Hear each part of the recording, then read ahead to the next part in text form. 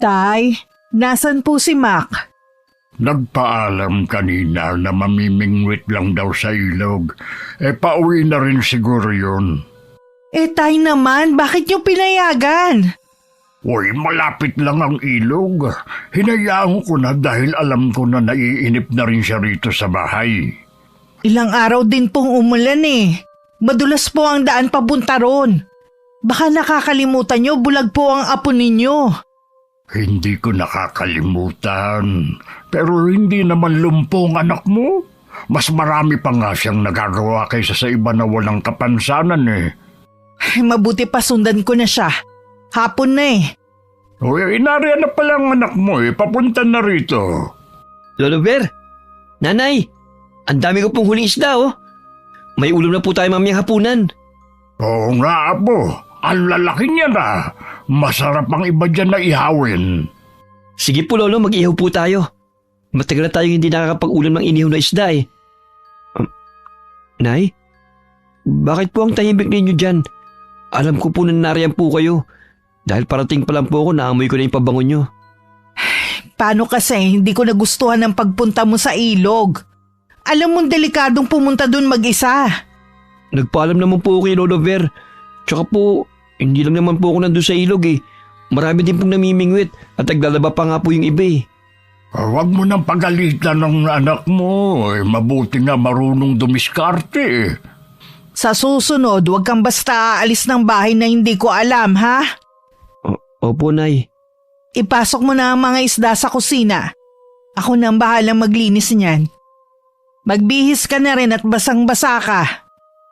Sige po, Nay. Mayroon ko na muna kayo ni Lolo Ver. Ikaw talaga. Imbis na matuwa ka, nagagalit ka pa sa anak mo. Natutuwa naman po ako dahil nakakatulong sa atin si Mac. Kaya lang po grabe ang kaba ko kanina nang sabihin yung nasa ilog siya. Tigilan mo na nga ang pag-inom ng kape.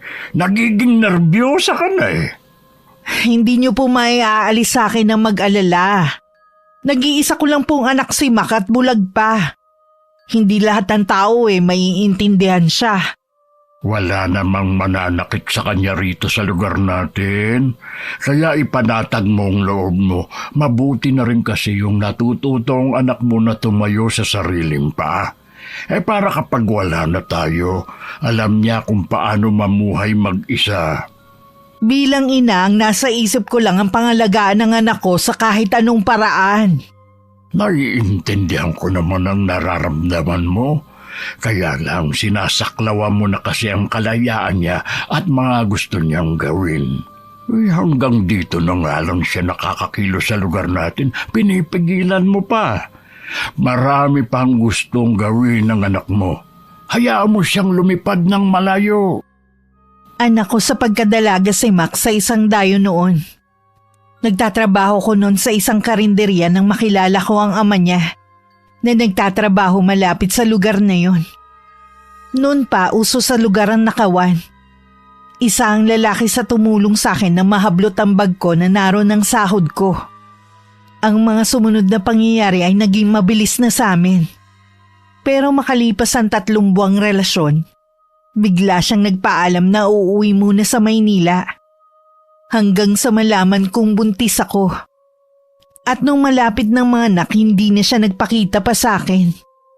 Wala akong magawa kundi sumuko na lang sa paghihintay sa kanya at umuwi sa mga magulang ko. Ngayon na lang uli ako nakakain ng sariwang isda. Mabuti na isipan mong mamingwit, apo. Narinig ko po kasi sa mga kapitbahay na mamimingwit sila. Kaya nakigaya na rin po ako. Ginawa ko na lang daing yung mga maliliit na isda. Sa susunod, anak ha.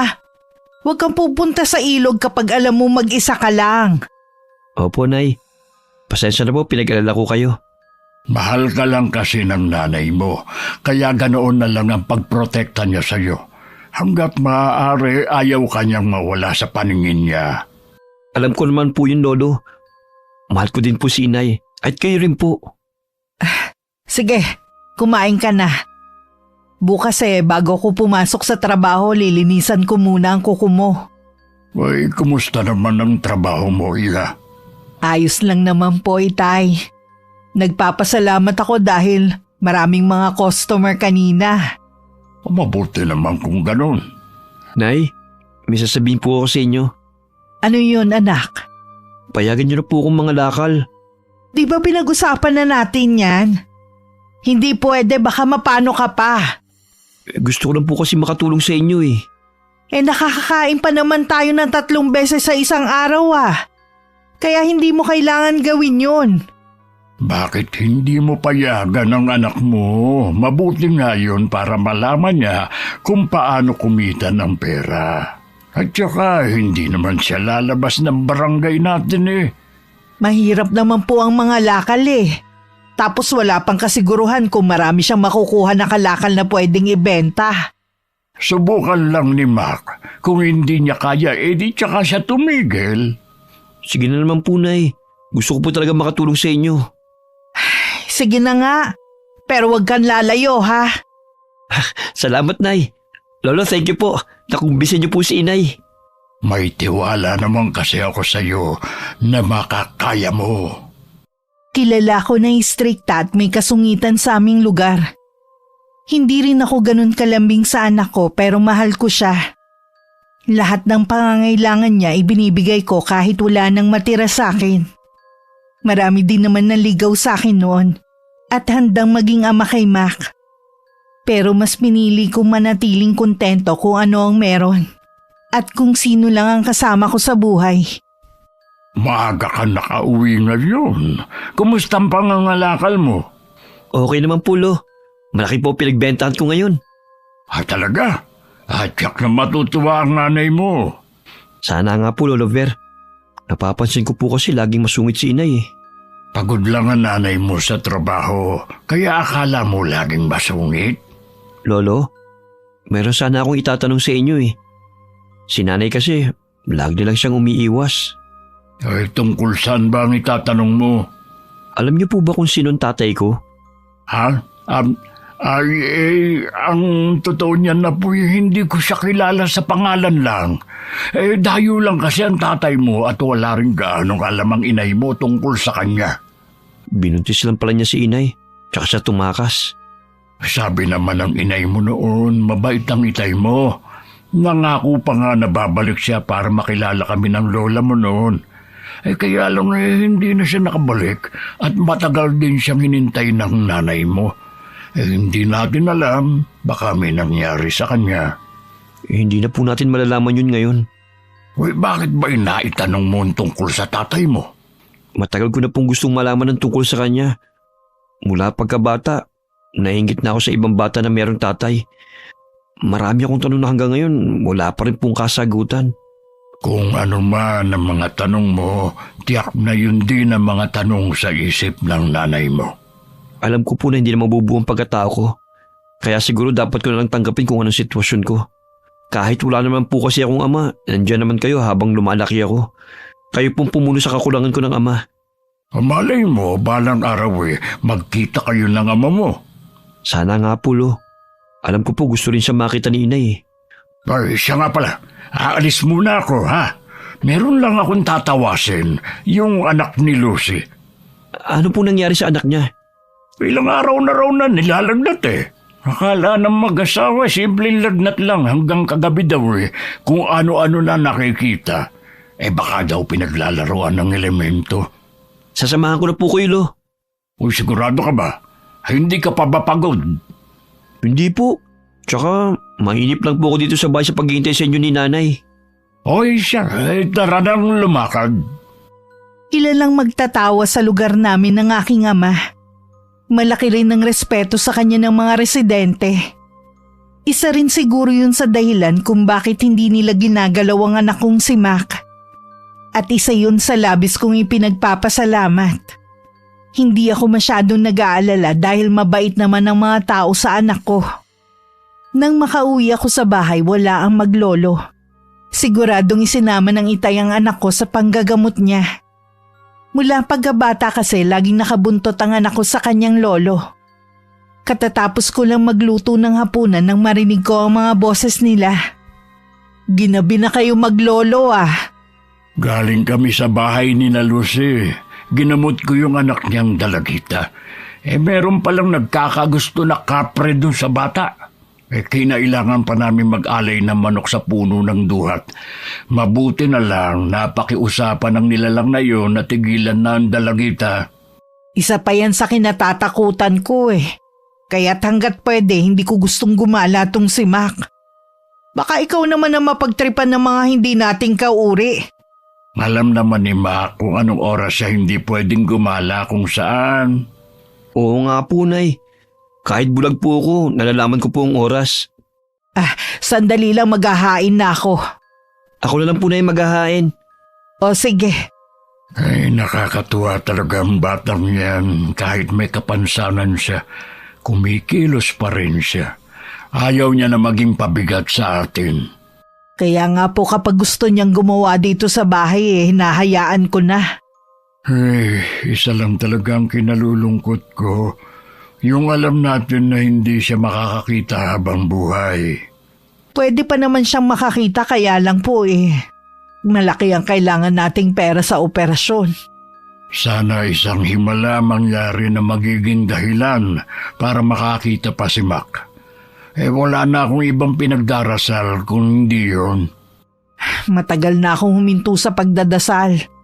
Hindi naman niya ako pinakikinggan Ang bawat hinihiling natin sa kanya ay may tamang panahon.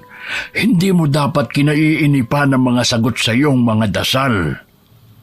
Tara na po sa kusina. Tinatawag na tayo ng apo niyo. Matagal na akong nakalimot sa kanya. Siguro dahil sa mga hirap na pinagdaanan ko. Nawalan na ako ng paniniwala sa Diyos na kahit hindi natin siya nakikita, nararamdaman natin ang kanyang presensya. Naging sapat na sa akin ang mamuhay na puro trabaho lang ang nasa isip. Alam ko na marami kang kinikimkim dyan sa puso mo, pero sana matutunan mong magpatawad at tanggapin ang mga pangit na karanasan mo. Hindi lang naman ikaw ang may ganyang pinagdadaanan Pakiwari ko po kasi pinaparusahan niya ako sa kasalanang hindi ko naman alam. Hindi parusa sa iyo na ipinanganak mong bulag si Mac. May dahilan ang lahat ng nangyayari sa iyo. Ang kinatatakutan ko lang naman ang maiwan mag-isa si Mac. Kaya nga tinuturuan ko siya ng mga bagay na pwedeng makatulong sa kanya. Ikaw naman takot na takot. Sige po, Tay. Hahayaan ko na siyang gawin ng mga gusto niya. Kung yun na makakatulong sa anak ko. Siya nga pala. Napag-usapan namin ng anak mo tungkol sa ama niya. Ha? Tinanong ni Macan tungkol sa tatay niya? Ano pong sabi niyo? Kung ano lang ang abot ng aking nalalaman. Dala lang siguro ng kuryosidad kung bakit siya nagtanong. Talaga bang sa loob ng ilang taon wala ka ng balita sa ama niya? Wala na po Malinaw na niloko lang niya ako. Kahit sa loob ng ilang taon na hindi niyo siya kasamang mag-ina, naging mabuti pa rin ang Panginoon sa inyo. Hindi naman po ako mahinang babae na basta na lang susuko pagkatapos ng mapait na karanasan sa pag-ibig. Diyan din ako bumibilib sa iyo. Sa kabila ng mga sulsul na mga kaibigan mo noon na ipalaglag na lang ang apo ko, hindi mo sila pinakinggan. Nung mga panahon na yun, may takot pa ako sa Diyos. Umaasa pa rin ako na pakikinggan niya ang mga dasal ko. Hanggang magsawa na lang ako. Lagi kayong kasama ng apo ko sa mga dasal ko sa gabi. Hangad ko pa rin ang kaligayahan ninyong mag-ina. Kinabukasan, maaga akong umalis dahil tinawagan ako ng may-ari ng parlor na pinapasukan ko. Hindi raw makakarating ang dalawa kong kasama kaya kailangan kong agahan ang pasok. Binaon ko na lang ang almusal ko at dun ko na lang kakainin. Nang makaalis ako ng bahay, lumabas na rin si Mac para mga lakal. Pero 2 oras pa lang siyang nakakaalis nang biglang umuwi. Nalabis ipinagtaka ni Itay. Hoy, bakit umuwi ka agad? Wala ka bang nakalakal ngayon? Meron po kaya lang, Lo. Inagaw sa akin. Ha? Sino umagaw? Hindi ko po kilala. Kanina ko lang po narinig ang mga boses nila Palagay ko mga dayo lang sila sa lugar natin. Baka nga hindi sila taga rito. Dahil walang gagawa nun sa'yo ng mga residente rito. Lo, huwag niyo na lang po sabihin kay ina yung nangyari ha. Hindi ko sasabihin. Sigurado kasi na mag-aalala ng todo ang nanay mo. Tutol pa naman siya sa ginagawa mo dahil yan ang kinatatakutan niya, ang mapagdiskitahan ka ng ibang tao. Ibinigay ko na lang po yung mga gamit na ibebenta ko sana sa junk shop kaysa saktan nila ako. Sa tingin ko sinaktan ka pa rin nila dahil marumi ang damit mo. Itinulak po nila ako sa putikan. Tansya mo sa mga boses nila. Mga ilang taon na sila. Tingin ko po hindi nalalayo yung mga edad nila sa akin. Kailangang malaman ko kung sino sila. Baka ulitin nila ang ginawa sa'yo. Baka po naligaw lang ang mga yun. Hindi na siguro sila babalik. Sana nga, Apo. Inilihim nga na maglolo ang pangyayaring yun sa akin. Nagtanong-tanong din naman si Itay sa mga taga samin tungkol sa mga tao ng trip sa anak ko. Pero wala daw kasing nakakita sa pangyayari. Pinalipas lang muna ng anak ko ang 1 linggo bago bumalik sa pangangalakal. Nang mga sandali naman na yon, isang dayo na galing Maynila ang dumating sa baryo namin para magbakasyon. Isang taga ron na nagsama sa kanya. Anong ginagawa mo sa tapat ng gate namin? Magnanakaw ka, no? Kinukuha ko lang yung mga pwede pang ibenta. Ibig sabihin, basurero ka? Hindi ako basurero. Taga rito ako. Kilala ko ni Aling Candida, yung may-ari ng bahay na yan. Sandali nga lang, bulag ka ba? Oo. Pero malakas naman ang pangamoy, pandinig at pakiramdam ko. Masasabi ko na hindi ka taga rito sa baryo namin. Ngayon ko na kasi narinig ang boses mo eh. Ang galing mo naman. Tama ka, hindi ako taga rito. Kaibigan ako ng anak ni Tita Candida. Nandito ako para magbakasyon. Taga Maynila pa ako. Alam mo ba yon? Naririnig ko lang ang pangalan ng lugar na yon, pero hindi pa ako nakakarating doon. Maganda bang Maynila? Oo naman. Maganda rin naman itong lugar niyo eh. Tahimik, tsaka hindi magulo. Pasensya ka na. Nakalimutan kong magpakilala. Ako nga pala si Mac. Ako naman si Lerma. Kahapon lang kami dumating dito. Kakagising ko nga lang nang makita kitang nagkakalkal dito. Akala ko magnanakaw ka. Maniwala ka man o hindi, walang magnanakaw sa lugar namin. Mababait lahat ng mga tao rito sa amin. Sabi nga ng kaibigan kong si Sheila. Paano? Papasok na ako sa loob Baka naaabala na kita eh. Sige, Lerma. Sa kauna-unahang pagkakataon nakaramdam ng kakaiba si Mac. Mabilis din ang tibok ng puso niya. Hanggang makauwi, iniisip pa rin niya si Lerma at ang magandang boses niya. Napansin naman ng tatay ko ang parang pananahimik ng apo. Kaunti lang siguro na ibenta mong kalakal Ang tahimik mo kasi nang dumating ka. Malaki naman po ang napagbentahan ko ngayon. Kakaiba yata ang ngiti mo ngayon Masaya lang po ako dahil nakakatulong po ako sa inyo ni nanay. Iba rin kasi ang kislap ng mga mata mo. Tiyak na may nangyari kanina. May dayo po dito sa atin, Lo. Kanina ko lang po nakilala. Kaibigan po siya ng anak ni Aling Candida na si Sheila. Taga Maynila po siya at magbabakasyon dito. Mabait naman ba makipag-usap sa'yo? Noong una po natarayan ako eh. Napagkamalan po niya ako magnanakaw. Pero nilinaw ko naman po sa kanya na namumulit lang po ko ng kalakal na ibinibenta ko. Mabuti naman at nalinis mo na agad ang pangalan mo. Oo nga po eh. Medyo kinabahan din po ako kanina. Di bukas magpapahinga ka na muna rito sa bahay. Lalabas pa rin po ako, Lo. Sayang naman po kasi. Ano pa ba ang makukuha mo bukas naubos mo na nga ngayon? Magbabaka sakali lang naman po ako, Lo. Tulungan mo na lang ako sa pagtatanim ko bukas sa likod bahay. Sa ibang araw ka na lang ulit mangalakal. Sige na nga po. Huwag kang mag-alala. Magtatagal pa naman ang babaeng nakilala mo dito sa atin. Magkikita pa kayo. Si Lolo talaga. Parang may ibig sabihin. Ngayon lang kasi kita nakita na ganyan Natutuwa lang naman po kasi ako dahil may kumausap sa akin. Madalas po kasi iniiwasan ako ng mga kaedad ko eh. Ibig sabihin, bata pa yung babae? Opo. Baka nga po mas bata pa sa akin kung pagbabasihan ko ang boses niya. Sana nga, Apo, maging magkaibigan kayo habang narito siya.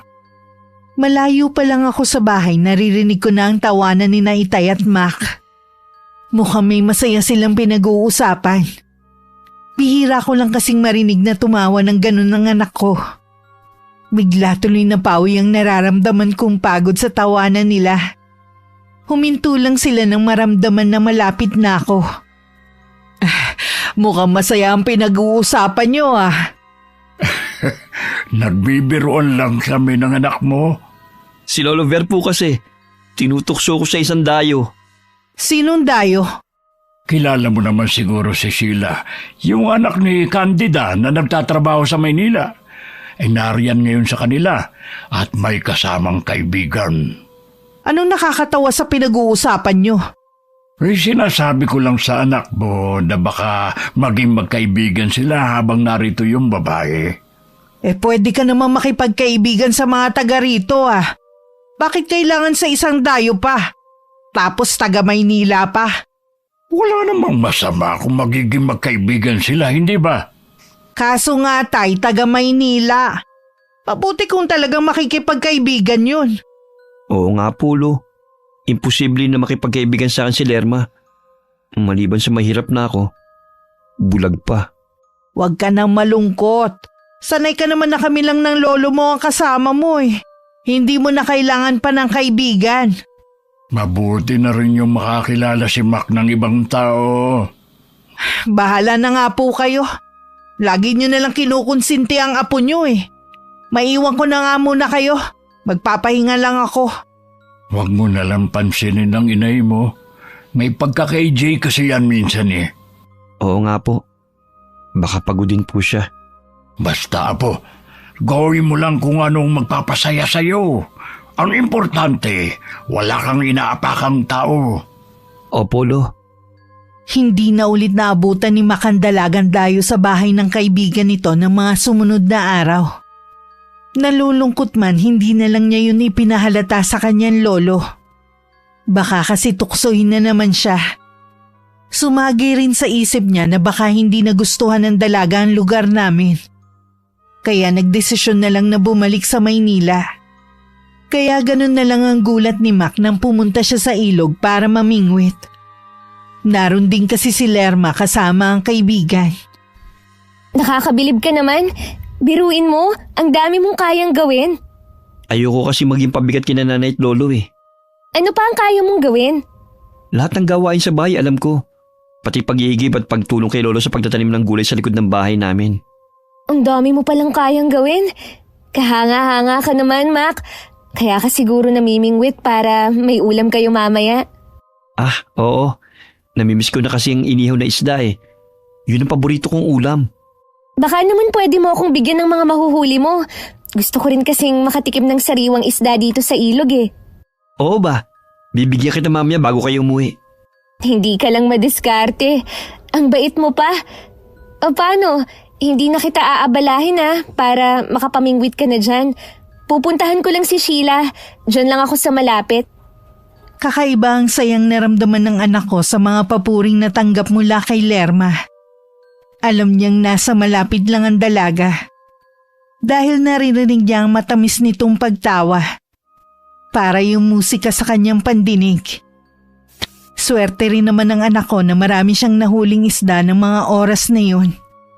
Wow! Ang dami mo namang huling isda! At ang lalaki pa! Kumuha ka na, Lerma. May malalaki palang isda dito, no? Kahit ba ilan ang kuhanin ko? Oo, Lerma. Magtira ka na lang ng 3 malaki. Para kasi yun kina lolo at nanay. Pipili na ako Sige lang. Tama na siguro to sa amin. Konti lang naman kami sa bahay Sana magkita ulit tayo habang nandito ka sa amin. Ihuhuli kita ulit ang isda sa susunod. Oo ba? Tsaka, pwede mo ba akong samahan sa pamamasyal? Oo naman, Lerma. Alam naman ni Sheila ang bahay mo. Minsan pupuntahan ka namin. Aasahan ko kayo O paano? Uwi na ako. Sigurado kasi hinihintay na ako ng lolo ko. Dinampot na ng anak ko ang pamingwit at maliit na timba na kinalalagyan ng mga isdang nahuli. At saka naglakad na palayo. Dinig pa niya ang tawanan ng magkaibigan na parang aliw na aliw. Hanggang makauwi, hindi mawala-wala ang ngiti sa labi niya. Nandito na po ako. Gaya ng dati, Lo. Marami po akong huli. Makakapag-ihaw na ulit tayo. May nahuli po akong malalaking isda. Talaga? Ang swerte mo naman na po. Akin na yung timba at ako na maglilinis. Heto po. Sigurado na matutuwa si inay pagdating niya mamaya. Akala ko ba, Apo, malalaki ang nahuli mo? Gadaliri ko lang halos sa mga ito, Wala po bang malaki? Wala ka bang nakasabay na namingwit kanina? Mga naliligo po ang mga naroon. Nandun din po pala sina Lerma at Sheila. Binigay mo yata sa kanila ang huli mong isda Binigyan ko nga po sila para makatikim naman po si Lerma. Uy, sabagay masarap din ang mga ipaksiw ang mga isdang ito. Hanggang bukas may ulam na tayo. Pasensya na po, Lo. Babawi na lang po ako sa susunod. Ayos lang yun, Apo. Sana naman ay makilala ko ang dayo mong kaibigan. Sabi nga po kanina, gusto nilang pumunta rito sa atin Aba, ayos yan. Para makilala naman siya. Sinabi ba niya kung kailan sila pupunta? Hindi po Siguro depende kay Sheila. Gusto ko rin kasi makilatis ang babaeng yun. Kung karapat-dapat ba siyang maging kaibigan mo? Mabait po si Lerma, Lo. Sigurado matutuwa kayo sa kanya. Uy, siya, tara na sa kusina. Lutuin na natin ito. Baka maagang dumating ang nanay mo. Mabuti na yung may nakahanda ng lutong ulam. Nasundan pa ang pagkikita ng anak ko at ni Lerma. Madalas sila sa ilog magkita at mag-usap. Kapansin-pansin din ang kakaibang sigla ng anak ko. Hindi na rin siya nangangalakal. Kaya nag-usisa na ako kay Itay kung anong pinagkakaabalahan niya. Sila naman kasi ang laging magkasama. Nasaan na po si Mac, Tay? Makikipagkita siya kay Lerma ngayon. Dahil ba sa babaeng yun kaya hindi na nangangalakal si Mac? Oo, lagi kasi nagpapasama sa anak mo Nakilala niyo na po ba ang Lerma na yun? Hindi pa. Sabi naman pupunta rito sa atin. Hindi ko nga lang alam kung kailan. Hindi maganda ang kutob ko sa babaeng yun, Tay. Huwag mo namang husgahan si Lerma dahil lang taga Maynila siya. Nagtataka lang naman kasi ko kung bakit nakikipagkaibigan siya sa anak ko. Malay mo naman sadyang mabait si Lerma at gusto niya makipagkaibigan kay Mac. Alam mo ba na ngayon ko lang nakitang masaya ang anak mo? Gusto ko lang po siyang protektahan. Ayoko matulad siya sa akin. Huwag ka kasing mag-isip ng masamang mangyayari.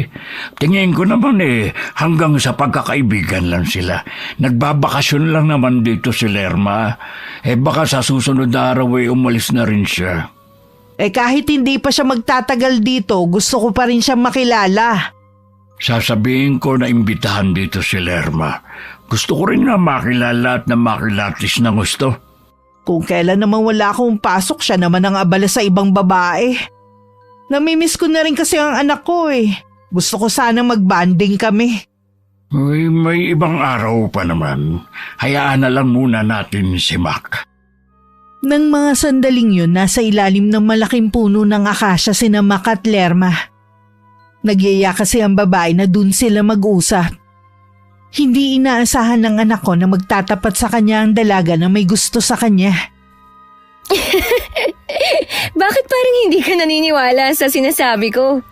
Ganyan ba talaga kayong mga taga-Maynila? Sinasabi kung anong nasa isip? Bakit pa ako magpapaligoy-ligoy pa Yun naman ang totoo. Alam ko naman na may gusto ka rin sa akin Ilang araw na lang aalis ka na rin. Plano kong magtagal dito para sa'yo. Wala naman ako may pagmamalaki sa'yo Kaya bakit mo ako magugustuhan? Sapat na sa akin na mabait ka. Masipag ka naman tsaka madiskarte sa buhay. Kung alam mo lang kung gaano mo ako pinasaya. Lerma, alam mo bang ngayon lang may nagkagusto sa akin babae? Alam ko naman yun. Dahil kapansanan mo lang ang nakikita nila. At hindi ang maganda mong katangian. Salamat, Lerma, sa pagtanggap mo sa akin ng buo. Gusto ko sanang maging makabuluhan ng paglalagi ko rito. Sabihin mo lang kung anong gusto mong gawin ko para maging masayang bakasyon mo. Talaga bang lahat gagawin mo para sa akin? Oo naman, basta sabihin mo lang. Sige, mag-iisip ako. Nang mga sumunod na araw parang alipin na naging sunod-sunuran ng anak ko kay Lerma. Tuwang-tuwa naman silang magkaibigan. Dahil sinusunod ng anak ko ang lahat ng gusto nila. Minsan dinala siya ni Mac sa bahay namin sa kauna-unahang pagkakataon. Natuwa naman ng itay dahil sa wakas, nakita na niya ang babaeng nagpapasaya sa apo niya. Masaya akong makilala ka, Iha. Kinukulit ko na nga itong si Mac na imbitahan ka rito sa amin. Marami po kasi akong ginagawa, Tatang, kaya ngayon lang ako pumayag na sumama dito. Salamat naman at pinaunlakan mo ang paanyaya ng apo ko. Ay sayang nga lang wala ngayon si Eloisa, ang nanay ni Mac. Nabanggit nga po ni Mac na nagtatrabaho sa parlor sa bayan ng nanay niya. Baka maagang makauwi si nanay ngayon. Minsan kasi kapag walang gaanong mga customer, maaga silang pinapauwi ng mga kasama niya ng amo nila. Kung sakali man na hindi kami magkakilala ng nanay mo, may ibang araw pa naman eh. Ay, sige. Asikasuhin mo sa maigi, Mac. Babalikan ko lang yung ginagawa ko. Sa di kalayuan lang naman si tatay kaya dinig niya ang pag-uusap ng dalawa. Mukhang sosyal at suplada ang unang impresyon niya sa dalaga. Hindi rin kasing umingiti at hindi makatingin ng diretsyo sa kanya. Akala ko naman yung malaki ang bahay niyo, gaya ng ibang bahay na nakikita ko. Kubo lang pala. Kubo man ang tirahan namin, matibay naman to. Ilang beses nang binagyo yung lugar namin pero hindi ito natitinag. Gusto mo mong makita ang loob? Nako, hindi na. Pangkaraniwan lang naman ang itsura ng kubo niyo eh. Mas maganda pa yung mga kubo na yari ng ibinibenta. Gusto mo ba na maiinom? Saan galing ang tubig niyo? Sa poso ba? Wag na lang. Baka sumakit pa ang tiyan ko eh. May buko kami dyan. Yun ang ipapainom ko sa'yo. Sige, gusto ko yun. Kanina pa nga ako nauuhaw eh. Sandali lang ha. Kukunin ko lang yung buko sa likod ng bahay. Bilisan mo ah. Naiiling na lang ang itay sa di kalayuan sa mga naririnig na usapan ng dalawa. Kaya nung nagpaalam na si Lerma na uuwi na, matipid ng ngiti at tango na lamang ang isinagot niya. Nagpaalam pa ang anak ko na ihahatid na ang dalaga kina Aling Candida. Hindi yata ako gusto ng lolo mo. Bakit mo naman nasabi yan? Mainit naman ang pagtanggap niya sa'yo ha. Wala na kasi siyang sinabi kanina bago tayo umalis. Baka pagod lang si lolo. O di kayo may iba siyang iniisip. Meron pa pala akong sasabihin sa'yo. Sa isang linggo uuwi na ako sa Maynila. Ha? Akala ko ba magtatagal ka rito? Tumawag na kasi yung boss ko eh. Kailangan ko na raw bumalik sa trabaho. Kailan ka ulit babalik? Baka matagalan na ulit eh. Sa loob kasi ng isang taon, isang beses lang kaming pinapayagan na magbakasyon. Kung ganun matagal pa pala tayo magkikita. Pwede namang hindi na tayo maghiwalay eh. Kung sasama ka sa akin. Ha? Sasama ako sa'yo sa Maynila? Oo, pwede ka naman doon maghanap ng trabaho eh. Kahit bulag ako, pwede ako magtrabaho doon? Oo naman. Mas malaki pa ang kikitain mo doon kesa sa pangangalakal mo dito. Hindi ko kasi alam kung papayagan ako ni nanay eh. Kapag nakauwi na ako sa Maynila, hindi ko alam kung magkikita pa tayo. Baka makalimutan na rin kita at saka maghanap na ako ng ibang lalaking mamahalin. Susubukan ko magpaalam sa amin. Nasa hustong gulang na rin naman ako eh. Huwag kang mag-alala. Kasama mo ko. Babaguhin natin ang takbo ng buhay mo sa Maynila. Pagkahatid kay Lerma, umuwi na rin ang anak ko. Habang naglalakad pa uwi, nakabuo na siya ng desisyon na sumama na kay Lerma pabalik sa Maynila. Kinakabahan man dahil yun ang kauna-unahang pagkakataon na lalayo sa amin, kailangan niyang lakasan ang loob niya. Ay, butit nakabalik ka na agad. Ano pong masasabi niyo kay Lerma? Ayos naman, maganda at maputi. Ay, hindi nga lang siya katulad ng mga kadalagahan dito na mahinin kumilos at manamit. Siguro ganun ng mga taga-Maynila, no? Lo, gusto ko po kasing sumama sa kanya pagbalik niya sa Maynila. Tutulungan daw niya po ako magkaroon ng trabaho doon. Ano ka mo? Abay, hindi pwede, Apo. Hindi ka rin papayagan ng nanay mo. Nasa tamang edad na po ako para magdesisyon sa kung anong gusto ko. Hindi mo pa lubos na kilala ang babaeng yon. Baka mapahamak ka lang kung sasama ka. Walang tutulong sa'yo doon kung sakali. Hindi po ako mapapahamak. Babaguhin pa nga po ni Lerma ang takbo ng buhay ko eh. Makinig ka naman sa akin, Apo. Kakampi mo ako sa lahat ng gusto mong gawin sa buhay. Pero sa pagkakataong ito, tututulang ko ang plano mo. Akala ko po balo, gusto niyo ako matuto sa buhay. Oo nga, pero hindi mo kailangang lumuwas pa. Sana po intindihin niyo ako, Lo. Mahal ko na po si Lerme. Hindi ko po kayang mawalay sa kanya. Patawarin mo ko, Apo. Hindi kita pwedeng ipagkatiwala sa babaeng yun. Hintayin mo na lang ang inay mo. Tinitiyak ko sa'yo na hindi ka rin niya papayagan. Pagka-uwi ko galing sa trabaho, agad akong kinausap ni Itay. Nawala bigla sa isip ko ang sarili kong problema. Hindi rin ako makapaniwala sa kagustuhan ng anak ko na sumama sa Lerma na yun. Kinumpronta ko si Mac. Basta ka na lang magtitiwala sa babaeng yon, ha? Alam ko po na mabuting tao si Lerma. Hindi niya po ko ipapahamak kung yan pong iniisip yun ni Lolo Ver. Hindi nga natin ganun kakilala ang babaeng yun eh. Kapag may masamang nangyari sa'yo dahil sa pagsama mo sa kanya, milya-milya ang layo namin sa'yo.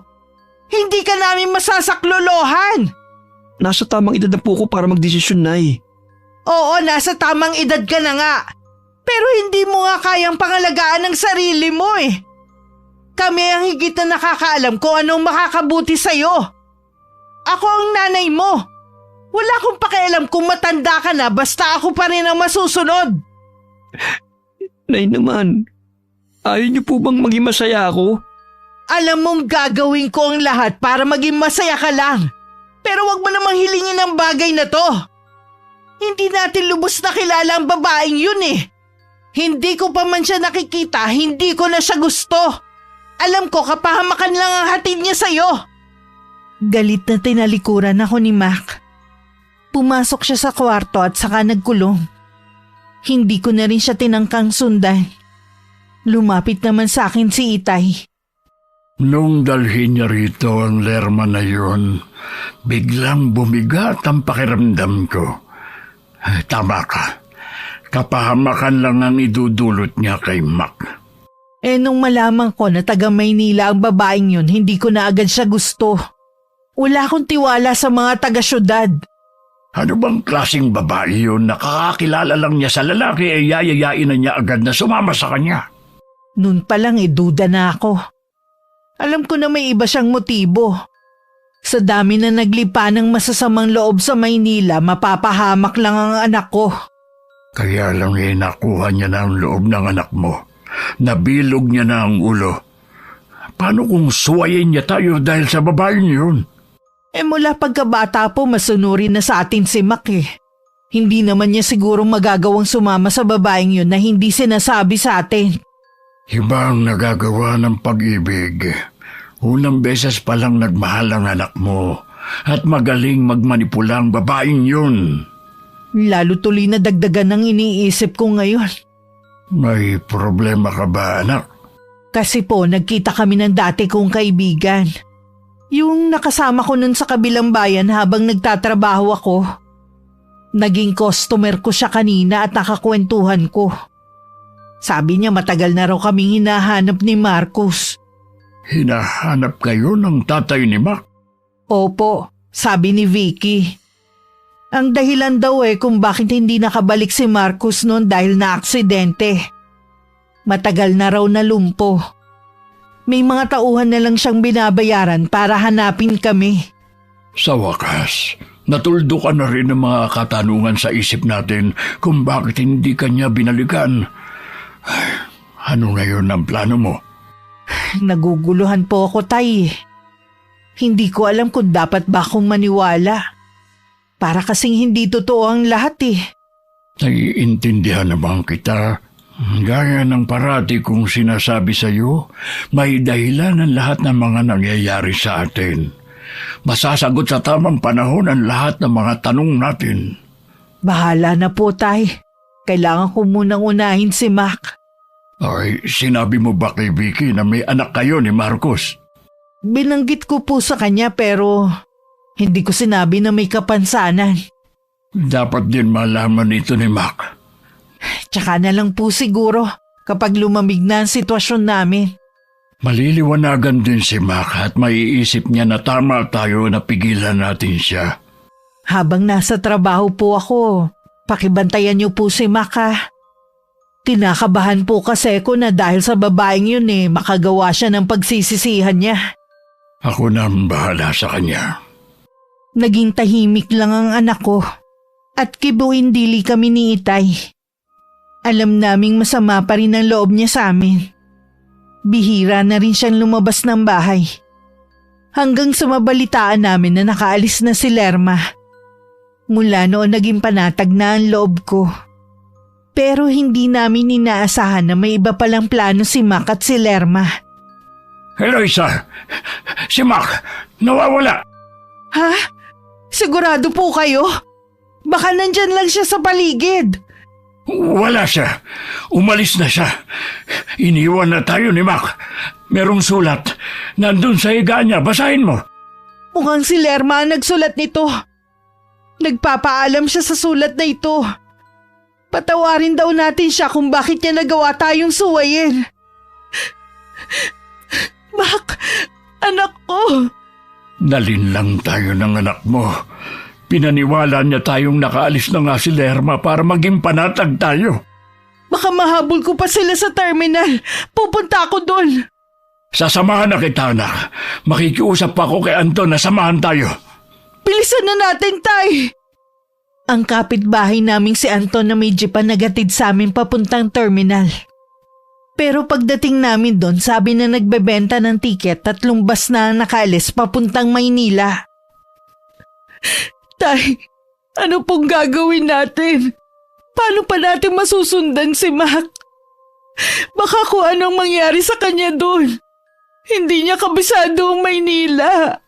Mag-iisip tayo ng paraan kung paano natin siya mahahanap. Sa ngayon, wala tayong magagawa kundi ang ipagdasal ang kaligtasan niya. Sana mali tayo ng hinala sa babaeng yun. Hindi ko mapapatawad ang babaeng yun oras na may mangyaring masama kay Mac. Umuwi na muna tayo sa atin. Magtatanong din ako kay Candida. Baka alam niya kung saan nakatira ang babaeng yon sa Maynila. Dahil panayang iyak ko, si tatay na lang ang nakipag-usap kay Aling Candida. Maging siya rin pala hindi gusto ang babae. Naiimpluwensyahan daw kasi nito ang anak. Napag-alaman din namin na si Lerma lang ang umalis. Wala na rin daw siyang balak na pabalikin ng Maynila si Sheila. Matuloy na lumipas ang mga araw at linggo. 1 buwan na kaming walang balita sa kinaroroonan ni Mac. Walang gabi na hindi ako umiyak sa pag-iisip sa kalagayan niya ngayon. Ano tong nabalitaan ko na nag-iinarte ka daw, ha? Lerma? Oo, ako nga! Bakit ayaw mo mamalimos, ha? Gusto mo na ba talagang tuluyan ka na, ha? Nung una muntik mo nang ipahamak ang grupo dahil sa pagsusumbong sa pulis. Ngayon naman umaarte ka na naman. Gusto ko na lang mamatay. Kung habang buhay na nandito ako sa impernong lugar na ito. Yun ang sasapitin mo balang araw. Pero bago ka malagutan ng hininga, pahihirapan ka muna nila.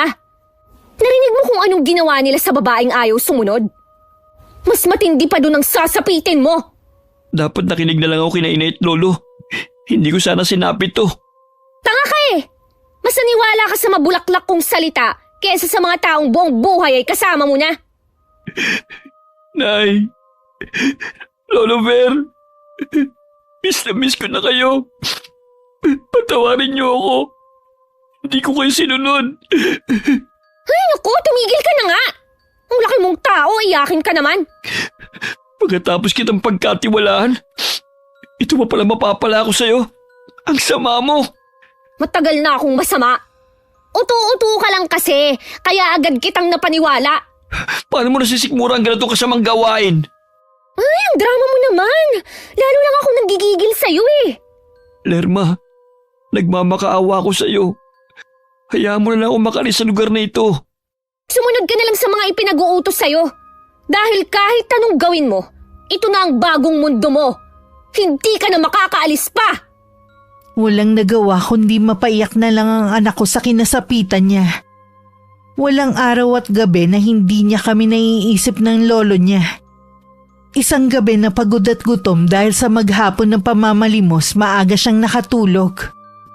Napanaginipan niya kami ng kanyang lolo. Nagising siya na hilam sa luha.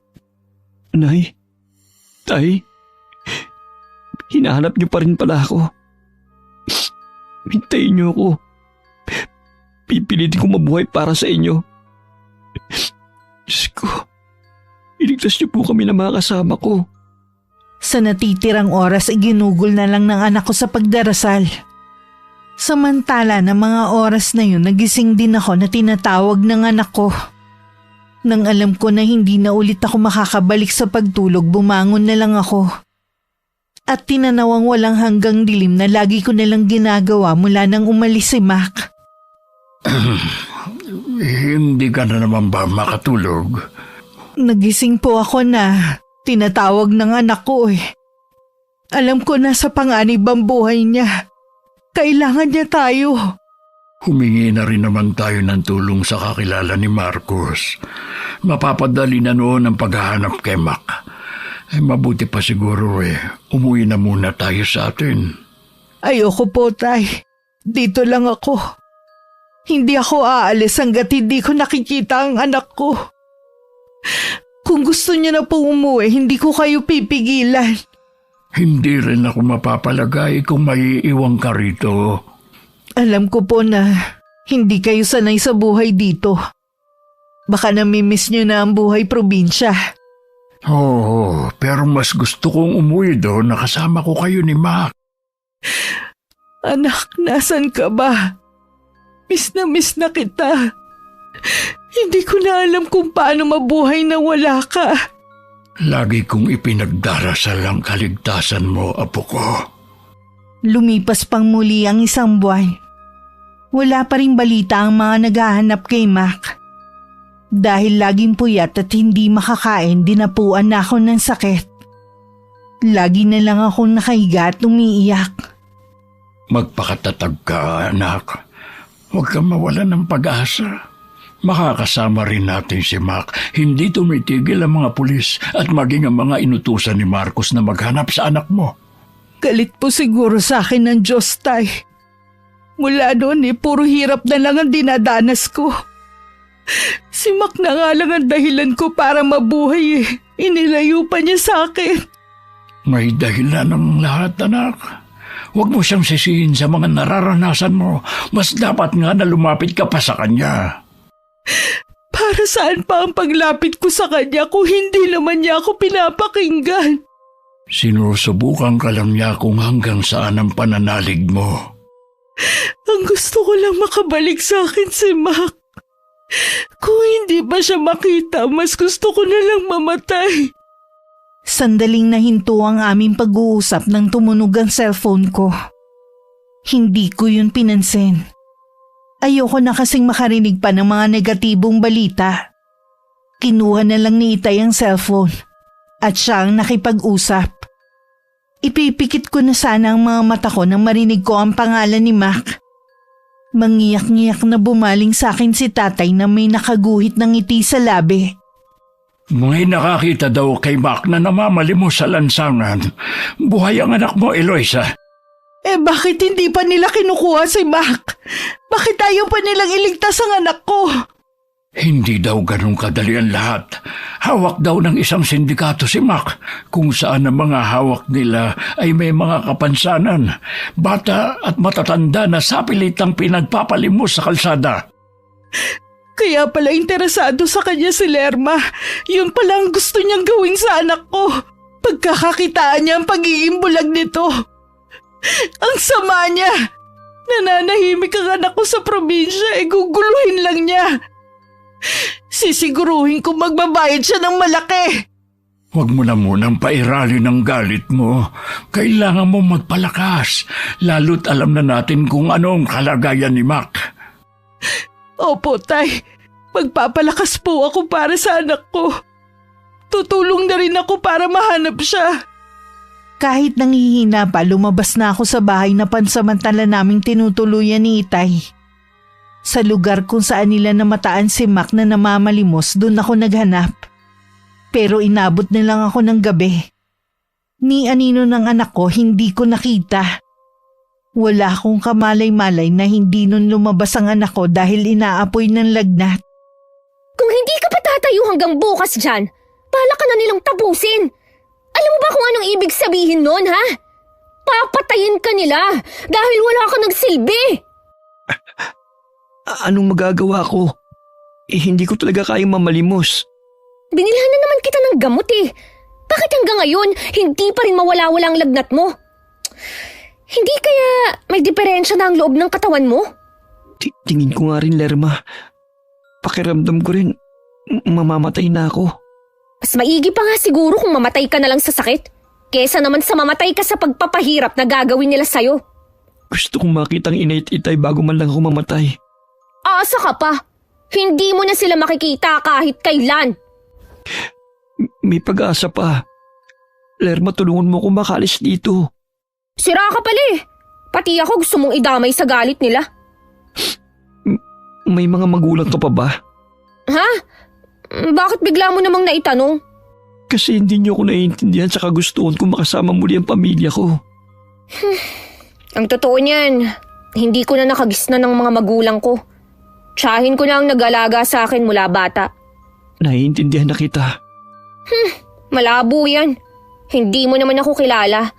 Tsaka, anong malay mo sa mga pinagdaanan ko? Gusto mo bang magkaroon ng pamilyang matatawag? Dati gusto ko. Pero, nasanay na ako sa ganitong buhay eh. Pwede kang tumira sa amin sa probinsya. Magbagong buhay ka lang. Tatanggapin ka ng ina at lolo ko. Huli na para magbagong buhay para sa isang tulad ko. Lerma, hindi pa rin nagbabagong pagtingin ko sa'yo.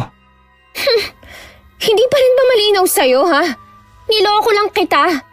Interesado lang ako sa'yo dahil bulag ka. Malaking bentahe kasi sa grupo na may kapansanan ka. Kaso, sandaling panahon ka lang napakinabangan eh. Salamat, Lerma. Dahil naging bahagi ka ng buhay ko. Nagpapaalam ka na ba sa lagay na yan? Baka kasi hindi na ako magising bukas. Alam ng anak ko na nasa tabi lang niya si Lerma. Kahit hindi na to nagsalita. Dahil sa masama ang pakiramdam, ipinikit na lang niya ang mga mata. Hanggang hindi na niya namalayan na nakatulog siya. Nagising lang siya dahil sa marahan na yugyug sa balikat niya. Huwag kang gagawa ng ingay. Itatakas kita rito. Ha? Totoo ba? Baka ikaw naman na mapahamak. Huwag mo akong alalahanin. 'Di ba, gusto mo pang makasama ang inay at lolo mo? Oo, kaya lang, nanghihina na ako. Dama ko na ang panginginig ng mga binti ko. Kailangan mong lakasan ang loob mo. Ito lang ang pagkakataon na makakatakas ka. Sa ospital kita dadalhin. Sige, kakayanin ko. Ganyan nga. Huwag mong sayangin ang pagtulong ko sa'yo. Kumapit ka sa akin. Sa likod tayo dadaan. Matinding ka ba ang nararamdaman ng dalawa habang tumatakas sa abandonadong gusali na yun? Malayo na sila nang mapalingon si Lerma. Nakarinig kasi siya ng sirena ng mobile patrol. Mukhang natunugan na ng mga pulis kung saan nagtatago ang grupo. Mga pulis ba yun? Oo, pero hindi lahat ng pulis matutuwid. Mas maswerte ka pa rin dahil naitakas na kita bago sila dumating. Pwede bang magpahinga muna tayo? Hindi pwede. Kailangang madala na kita sa ospital. Lerma, alam ko na iiwan mo ako sa ospital. Kung sakali mang magbago ang isip mo, bukas laging ko sa'yo na magbagong buhay sa probinsya namin. Mabuti pa, bilisan mo na.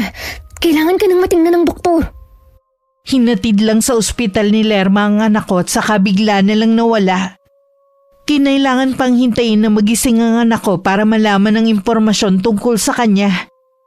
Mabuti nilang kabisado pa ni Mac ang numero ng cellphone ko. Natawagan ako ng doktor ng araw na yun. Tay! May tumawag po sa akin! Nasa ospital daw po si Mac! Kaya pala wala siya sa mga nasagip ng mga pulis. Baka po nakatakas na siya bago pa dumating ang mga pulis. Kailangan ko po siyang mapuntahan. Sasamahan na kita. Gusto ko na rin makita ang apo ko. Matinding kaba at pananabik ang nararamdaman ko habang patungo kami ni Itay sa ospital. Pagdating agad kaming sinamahan ng isang nurse sa kinaroroonan ni Mac. Doon na ako napahagulgol ng iyak. Nasa kama si Mac at natutulog. Malaki rin ang ibinawas ng timbang niya at maraming pasa at galos ang mukha niya. Si Mac nga, Itay. Sa wakas nakita na natin siya. Apo ko. Sa itsura niya, alam kong matinding paghihirap ang pinagdaanan niya. Anak, nandito kami ng lolo mo. Gumising ka na. Salamat sa Diyos. Dininig niya mga dasal ko. Tay, nagigising na po si Mac. Anak, nandito ang nanay. Nay, kayo nga ba talaga? Nandito rin ako, Apo. Hindi nga panaginip ang lahat ng to. Nay, ang tagal ko pong pinanabikan ng marinig at makasama kayo. Hindi na tayo maghihiwalay pa, anak. Pangako po, hindi ko na po kayo susuwayin. Huwag na muna natin pag-usapan ng mga nangyari. Ang mahalaga, ligtas ka na. Magpagaling ka, anak, ha? Meron akong mahalagang taong ipapakilala sa'yo. Huwag po kayong umalis sa tabi ko, ha? Pati po kayo, Lolo Ver. Oo, Apo. Nandito lang kami ng inay mo. Hawak ko pa ang kamay ng anak ko habang natutulog siya. Si tatay na lang ang tumawag kay Marcos para ipaalam na nakita na namin si Mac.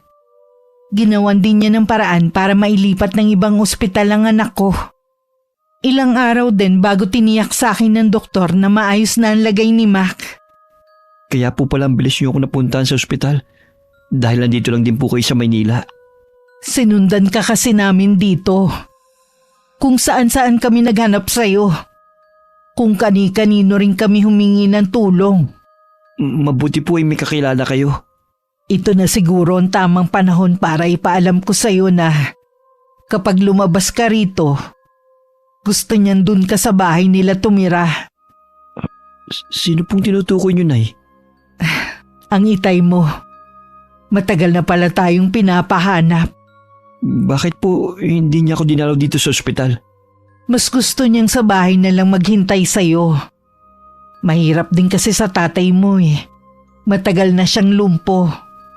Pero mula nang malaman niya ang tungkol sa'yo, hindi siya tumigil sa paghahanap sa'yo. Siya ang gumagastos dito sa ospital kung nasan ka ngayon. Excited na po akong marinig ang boses ni Itay at mayakap siya. Kapag magkasama na kayo, pwede mo siyang tanungin ang mga gusto mong malaman sa kanya. Nay, hindi po ba kayo sasama sa akin? Nag-usap na kami ng Itay mo. Bibigyan ko kayo ng panahon na makilala ang isa't isa. Uuwi na muna kami ng lolo mo sa probinsya. May kailangan din kasi kung asikasuhin eh. Huwag kang mag-alala. Mabubuo din ang pamilya natin. Opo, Nay. Kailan niyo po balak umuwi sa atin? Paglabas mo dito uuwi na muna kami ni Itay. Nang makalabas kami ng ospital, tumuloy na kami sa bahay ni Marcos. Marahil dahil sa lukso ng dugo agad na naging malapit ang mag-ama. Narinig ko pa ang sinabi ni Marcos sa anak na gagawin nito ang lahat para makakita muli ang anak namin. Mamimiss kita ng sobra, Lolo Ver, kapag umuwi ka na sa atin bukas. Magkikita pa naman tayo eh. At saka malay mo, sa susunod nakakakita ka na. Kinakabahan po ko, Lo. Paano kung hindi maging matagumpay ang operasyon ko? Huwag mong sabihin yan. Magtiwala ka lang. Makakakita ka. Sana nga po, Lo. Gusto ko na po kayo makita ni Inay. Mangyayari yan. Lo, ano po kayang balita sa mga kasamaan ko na namamalimos? Ayon sa balita, nakauwi na sila sa mga pamilya nila. Mula rin pala sila sa iba't ibang probinsya. Katulad ko, nanaloko rin dahil sa matatamis na salita. Hindi man madali ang pinagdaanan mo, pero kailangan mo nang kalimutan ang mapait na sinapit mo sa kamay ni Lerma at ng grupong kinabibilangan niya. Malaking aral na sa akin ang nangyari. Dahil sa katigasan ng ulo ko, napahamak tuloy ako. Maging mapanuri ka na sa lahat ng mga nakikilala mo. Makinig ka rin sa amin ng nanay mo dahil alam namin ang makabubuti sa iyo. Opo, Lo. Lagi ko pong alalahanin ang mga pangaral niyo sa akin ni nanay. Mahigpit pang niyakap ng anak ko ang kanyang lolo. Alam kong hindi magiging madali para sa kanila ang paghihiwalay. Pero naiintindihan naman ni Itay na yun ang makakabuti para kay Mac. Dumating ang araw ng pag-uwi namin ni Itay sa probinsya. Nangako naman ako sa anak ko na dadalawin ko siya. At nasa tabi niya ako sa araw ng operasyon ng mga mata niya. Ay, sa wakas, nakauwi na rin tayo. Yun nga lang, hindi na tayo buo. Nangako naman po si Marcos na pauwi niya rito si Mac eh. Gusto lang niya na makasama ang anak namin. Ikaw ba? Walang balak makipagbalikan sa kanya? Sabi ko po sa kanya pag-iisipan ko po. Para kasing nakakailang na eh. Kung kailan kami tumanda tsaka ibabalik ang nakaraan. Hindi mo namang kasalanan kung bakit kayo naghiwalay noon. Huwag mo sanang sayangin ang pangalawang pagkakataon na ibinigay sa inyo. Kung kami po talaga hanggang sa huli, gagawa ang tadhana para magkasama na kaming buong pamilya. Oh, bakit po kayo natahimik bigla riyan? Bigla kasing sumagi sa isip ko si Lerma. Hindi kasi siya kasama sa mga nahuli. Huwag niyo na pong banggitin ang pangalan ng babaeng yun, Tay. Kasalanan niya kung bakit tumanas ng hirap ang anak ko eh. At kung bakit siya muntik nang mamatay. Hindi ko pa lalampasin ang ginawa niya. Kung ano man ang iyong pinaplano, huwag mo nang ituloy. Ang mahalaga naman nakabalik na si Mac sa atin. Madali lang naman pong sabihin na pabayaan na lang eh. Pero yung trauma na inabot ng anak ko habang buhay na niyang dala. May solusyon pa rin naman tungkol dyan. Bakit hindi ka magbalik loob sa Diyos at ipagdasal lahat ng hinaing dyan sa puso mo? Nakikiusap po ako, huwag niyo na pong ipilit ang bagay na yan. Hoy, sige na. Hindi na kita pipilitin pa. Nang mga sumunod na araw habang abala ang Itay sa mga naiwan niyang gawain, abala naman ako sa plano kong paghihigante sa taong muntik ng sumira sa buhay ng anak ko. Wala na sana akong balak na ituloy. Pero hindi ako pinatatahimik. Lahat ng hirap at mga luha naming mag-inay pagbabayaran mo. Hindi ako makakapayag na malaya ka pa rin hanggang ngayon. Kung hindi ka maparusahan ng batas, ako mismo ang magpaparusa sa'yo.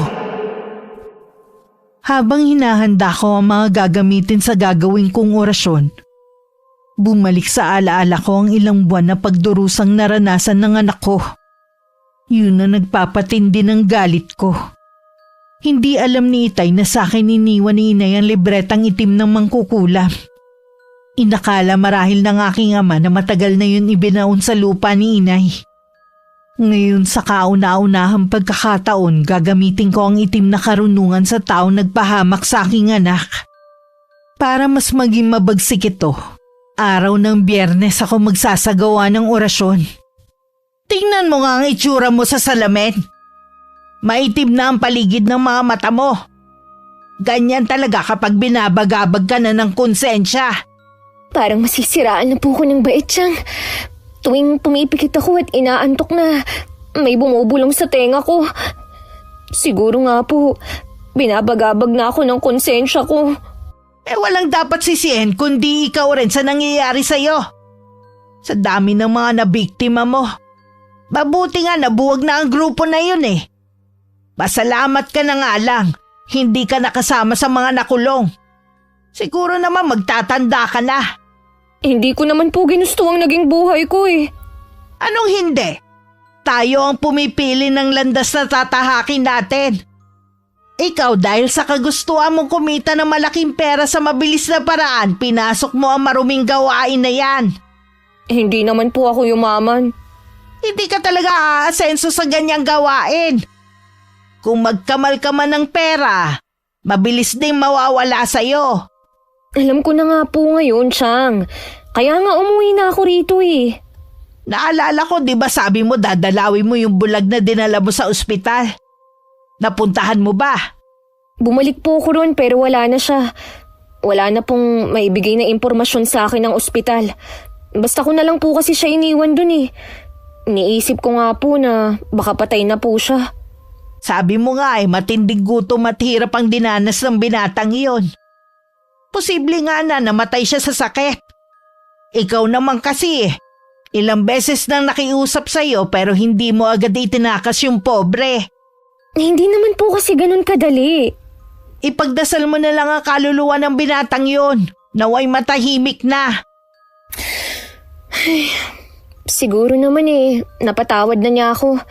Sa huling sandali pinili ko na tulungan siya. Nagpa siya si Lerma na maghanap ng ibang trabaho. Hindi kasi siya pwedeng nasa bahay lang ng tiyahin na walang ibinibigay na pera.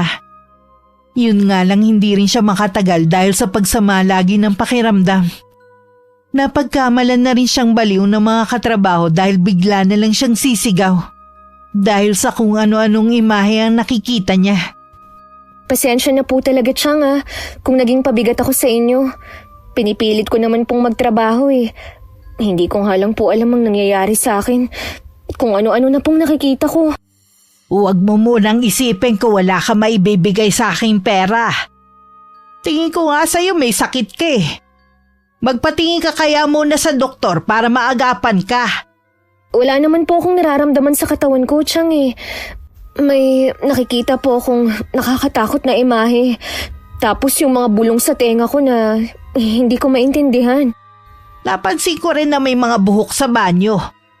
Hindi sa akin yun dahil kulot at maiksi ang buhok ko. Naglalagas na rin po ang buhok ko.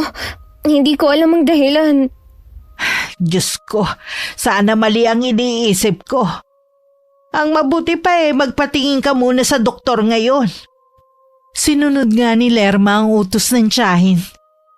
Kung wala nga lang binabantayan na maliit na tindahan ng matandang babae, balak pa sana siyang samahan. May hinala na kasi siya sa tunay na sakit ng pamangkin. Yun nga lang gusto pa rin niyang makatiyak. Makalipas nga ang 2 oras, bumalik na rin ang dalaga. Ano ang sabi sa'yo ng doktor? Wala naman po silang makitang sakit sa akin Pero nung nasa loob po ako ng klinik, nakaramdam po ako ng matinding panghihina. Akala ko nga po mahihimatay ako kanina. Magpahinga ka na lang muna. Pero gumawa ka pa rin dito sa bahay ha. Alam mo namang hindi ko na rin kayang gumawa ng mabibigat Opo, Chang. May tatanong pala ako. Taga rito rin lang ba yung binatang bulag sa Maynila? Taga-probinsya po yun. Bakit niyo po naitanong? Hindi kaya nakukulam ka? Baka kaanak ng taong yun na nagpapahirap sa'yo. Sus, hindi na po uso ang kulam sa panahon ngayon. Ano? Parang gamit lang o damit na nalalaos. Hindi mo dapat tinatawanan ng kulam. Hindi mo alam na ang bagsik nito ay pwede mong ikamatay. Totoo po ba talaga yan? Oo naman, pero sana mali ako. Paano niyo po nasabi na posibleng kinukulam ako? Dahil yung mga nararanasan mo, tanda nang meron kumukulam sa'yo. Nagagamot naman po ba ang kulam? Kung patatawarin ka ng taong nagawan mo ng kasalanan, o di kaya makatagpo ka ng magaling na albularyo. Sana naman po walang kumukulam sa akin. Masyado pa po akong bata para mamatay. Yan na ang resulta ng mga kasalanang ginawa mo. Ang tigas kasi ng ulo mo kahit nun pa. Hindi ka na nakikinig sa mga sinasabi ko.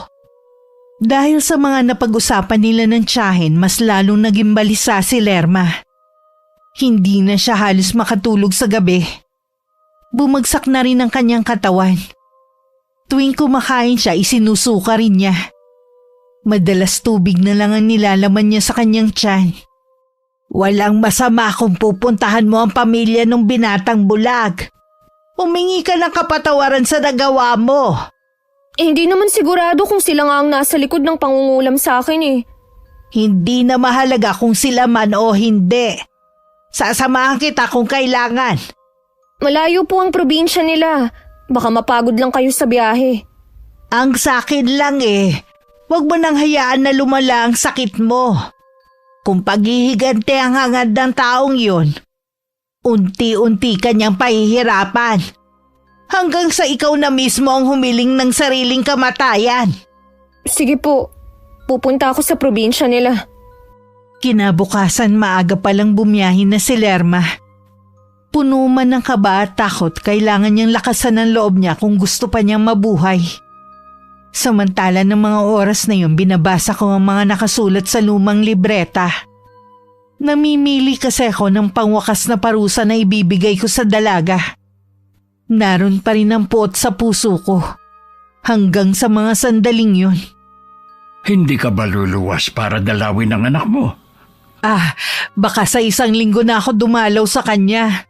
May kailangan pa kasi akong gawin Ang alin? Ang pangungulam kay Lerma? Paano niyo po nalaman? Sa tingin mo may tatago mo sa akin ang bagay na yan. Dahil sa pagtalikod mo sa Diyos, niyakap mo naman ang karunungang itim. Siya ang unang tumalikod sa akin. Pero ibinalik niya sa iyo ang anak mo. Hindi pa ba sapat para maniwala ka uli sa kanya? Hindi sapat para mawala ang pagnanais kong makaganti sa taong gumawa nito sa anak ko. Tapos na yun, kalimutan na natin. Maganda na ang kalagayan ng anak mo sa piling ng ama niya. Hindi sapat yun. Kailangan magbayad ng taong dahilan ng paghihirap ng anak ko. Pinago ka na ng matinding galit. Alam mong hindi gugustuhin ng anak mo na makita kang naghihigante. Hindi niya po kailangan malaman ng ginagawa ko. Pero anak... Huwag niyo na lang akong pakialaman. Hayaan niyo na lang ako. Umalis ako sa bahay ng araw na yun. Ngayon alam na kasi ni Itay ang ginagawa ko. Tsak nahahad lang siya sa mga plano ko. Sa isang kubo na wala nang nakatira ako naglagi. Wala akong kamalay-malay na dumating si Lerma sa bahay namin. Labis ang pagkagulat ni Itay pero tinanggap pa rin niya ang dalaga sa bahay namin.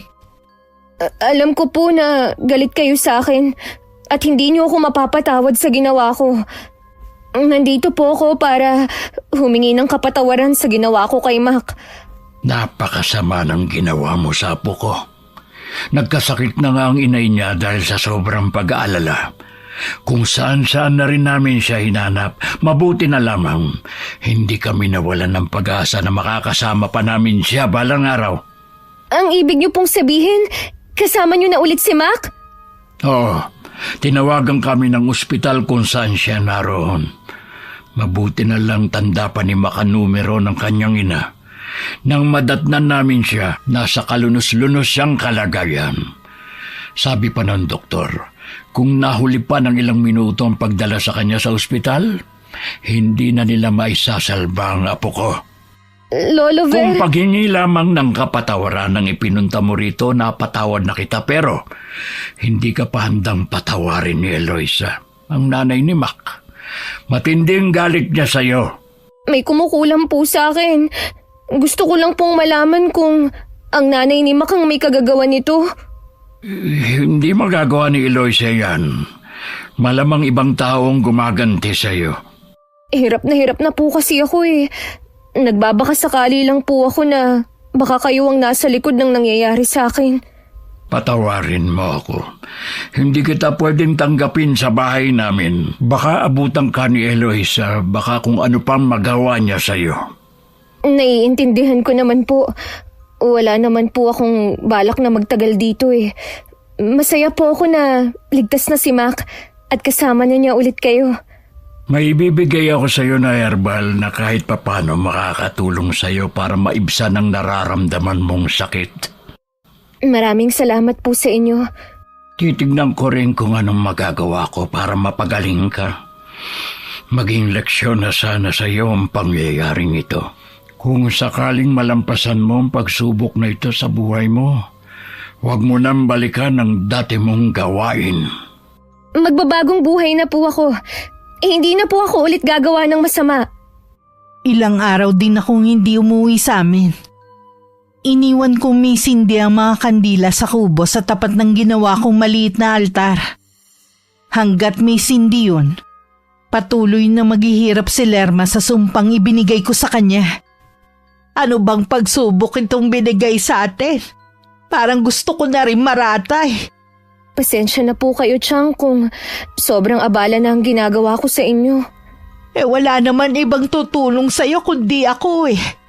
Alangan naman pabayaan na lang kita. Ubos na pala ang herbal na dala mo.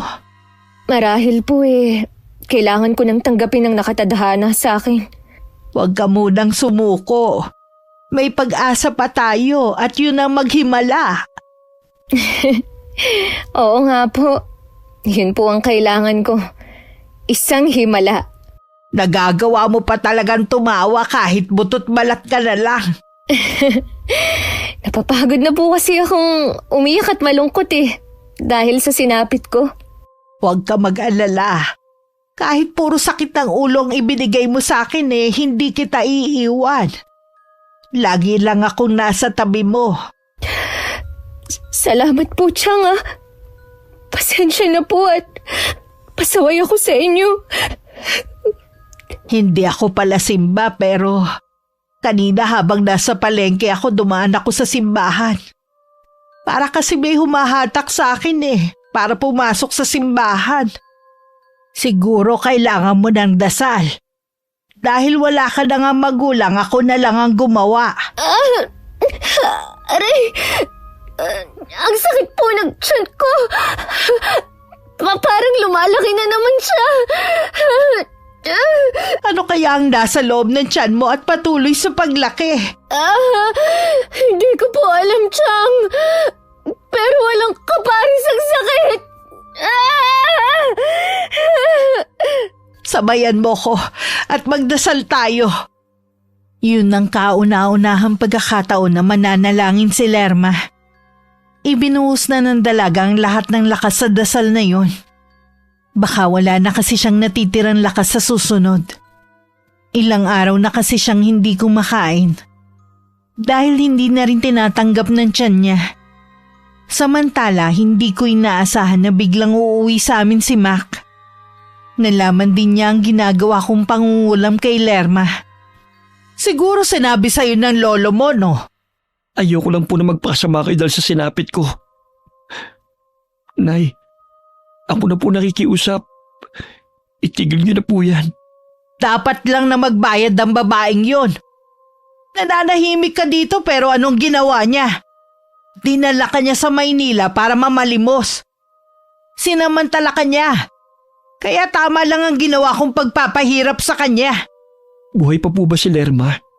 Oo, pero mahinang-mahina na siya. Baka nga pati pagmulat ng mga mata hirap na siyang gawin.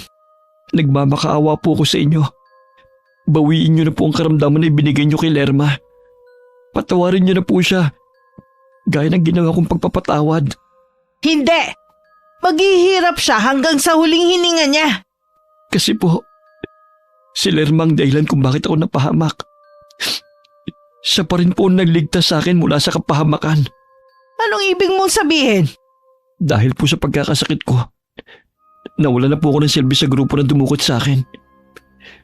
Gusto na po nila akong patayin, pero bago po nila yun magawa sa akin, piniligtas po ako ni Lerma kahit pwedeng siya ang balingan ng mga taong yon. Inilagay niya po sa pangalibang buhay niya para sa akin. Nay, siya po nagdala sa akin sa ospital. Alam ko po na may natitira pang kabutihan sa puso niya, kaya niya po yun ginawa. Totoo ba yan, anak? Opo, Nay. Si Lerma ang dahilan kung bakit kasama niyo pa po ako. Sana naliwanagan ka na, Eloisa, sa mga sinabi ng anak mo. Ano ba itong nagawa ko, Tay? Hindi pa naman huli para bawiin mo ang kulam na ginawa mo sa dalagang yon. Oo, Tay. Babawiin ko na ang sumpa sa kanya. Pupunta ako sa kubo para patayin ang sindi ng mga kandila. Salamat po, Nay. Alam ko po katulad ni Lerma, hindi po kayo likas na masama. Nadala lang po kayo ng matinding galit. Patawarin mo ko, nak. Nakalimot ako dahil sa nararamdaman kong galit. Ang mahalaga, bumalik ka na sa dati. Ang anak mo ang dahilan kung bakit ka nakaisip maghiganti. Pero anak mo rin pala magpapabago sa'yo. Nang mga sandaling yun, nagpatawag na ang tiyahin ni Lerma ng pare. Nararamdaman niya kasing hindi na aabutin ng kinabukasan ng pamangkin. Alam niya na gusto rin ni Lerma na madasalan siya ng pare bago pumanaw. Pero habang nakatingin siya rito, unti-unting bumabalik ang dating kulay ng balat nito. Lumiliit ang tiyan hanggang tuluyan ng bumalik ang dati nitong itsura. Maging ang paring nasa tabi niya, napaantanda na lamang at napatingala. Isang himala ang nangyari sa iyo, iha. Buo na talaga ang paniniwala ko noon na mamamatay ka na. Kaya nagpatawag na ako ng pare. Alam ko po na binawi na ng kumulam sa akin ang sakit ko. Salamat at hindi na niya itinuloy pa. Salamat naman at nagbago ang isip niya. Malakas po ang kutob ko. Nanay ni Mac ang may gawa nito. Hindi mo masisisi ang isang inang gaya niya. Kahit sino siguro ang mapunta sa kalagayan niya, ganun din ang gagawin. Pahiwatig na rin po siguro ito na hindi talaga kami pwedeng magsama ni Mac. Bakit mo naman nasabi yan? Mahal mo na ba ang binatang yon? Bago po kami maghiwalay, inalok niya akong magbagong buhay at manirahan sa kanilang probinsya. Sa tingin ko po, kahit kailan hindi ako matatanggap ng nanay niya. Naalala ko pa ang sabi ni Lolo Ver, galit na galit sa akin ang nanay niya. Ay sayang, bihira ka na lang makatagpo ng tunay na magmamahal sa'yo sa panahon ngayon. Di bale, kung talagang kayo ang para sa isa't isa, lumipas man ang maraming taon, kayo pa rin ang magkakatuluyan. Sa ngayon maghanap ka na muna ng matinong trabaho at tulungan mo ko sa mga gastusin dito sa bahay. Opo, Chang. Bukas na bukas din po maghahanap ako ng trabaho. Muli ako nagbalik loob sa Diyos. Humingi ng tawad sa mga nagawa kong kasalanan. Laging kasama sa mga dasal ko na sana nasa mabuting kalagayan si Lerma. Nagsasama na rin muli kami ni Marcos. At binabawi ang ilang taon na pagkakawalay.